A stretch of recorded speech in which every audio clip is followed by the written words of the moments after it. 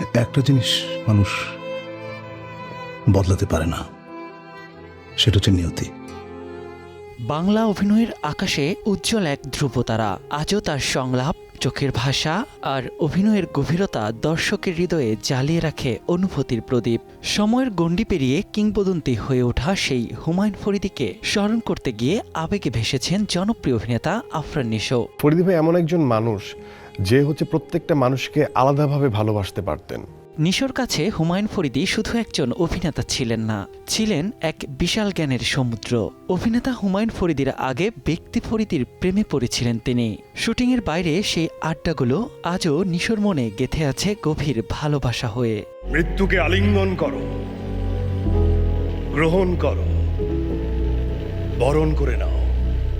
হুমায়ুন ফরিদী সম্পর্কে বলতে গেলে আবেগপ্রবণ হয়ে পড়েন নিশো। তার অনুভবে আজও স্পষ্ট এক শূন্যতা। প্রয়াত এই কিংবদন্তিকে শ্রদ্ধার চোখে গুরুর মর্যাদায় রেখেছেন তিনি।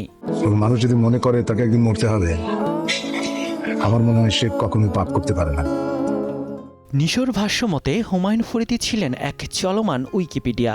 যে কোনো বিষয়ে ছিল তার অসাধারণ দখল, আর সেই গভীর জ্ঞানই তার অভিনয়কে করেছে বাস্তব ও প্রাণবন্ত। চাওয়া বেশি হলে তুমি ঠকবে, কষ্ট পাবে, দুঃখ পাবে। চাওয়া বেশি থাকতে নেই।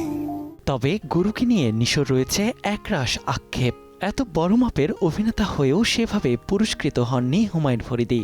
সেই আক্ষেপ থেকেই নিজের প্রতিটি পুরস্কার ফরিদীকে উৎসর্গ করেন তিনি, যা এক ধরনের প্রতিবাদ। আমি আমার গুরু হুমায়ুন ফরিদীকে ডেডিকেট করতে চাই।